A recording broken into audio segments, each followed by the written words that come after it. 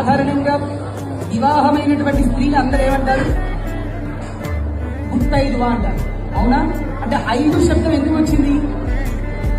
పంచమాంగళ్యాలు అంటే వివాహమైనటువంటి స్త్రీకి 5 మాంగళ్యాలు ఉంటాయి. మనకి తెలిసింది మంగళసూత్రం మాత్రమే, కానీ 5 మాంగళ్యాలు. వీటిలో ఏది లేకుండా ఉన్నా కూడా ఆ ముత్తైదు అనే శబ్దానికి అర్థం రాదు. ఇది బాగా గుర్తుపెట్టుకోవాలి. ఇవి లేకుండా ఏది భర్తకి కనబడినా భర్తకి ఆయుష్ తగ్గిపోతుంది. మొట్టమొదటి మాంగళ్యం ఏది అంటే, ఇప్పుడు ఈ మంగళసూత్రానికి పూజ చేసినటువంటిది వారు మీకు నుదిట్లో పాపంలో బొట్టు పెడతారు. అంటే ఇంతకుముందు ఎలా ఉన్నా బొట్టు లేకుండా భర్తకి కనబడకూడదు. ఇది మొదటి మాంగళ్యం. రెండో మాంగళ్యం మంగళసూత్రాలు, ఆ మంగళసూత్రాలు కడతారు. మూడో మాంగళ్యం పుష్పమాల, దండలు వేసుకుంటారు కదా, అంటే తనలో పుష్పం లేకుండా ఉండకూడదు.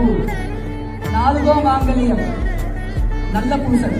ఇప్పుడు అసలు నల్ల పూసలే వేసుకోవట్లేదు, కానీ నల్ల పూసలు 4వ మాంగళ్యం. ఇలా నల్ల పూసలు మనం మొత్తం అన్ని దాంట్లో అయినా కలుపుకొని ఉండాలి. 5వ మాంగళ్యం మెట్టెలు. మెట్టెలు ఉన్నాయి కదా, ఈ పంచమాంగళ్యాలు కలిపితేనే 35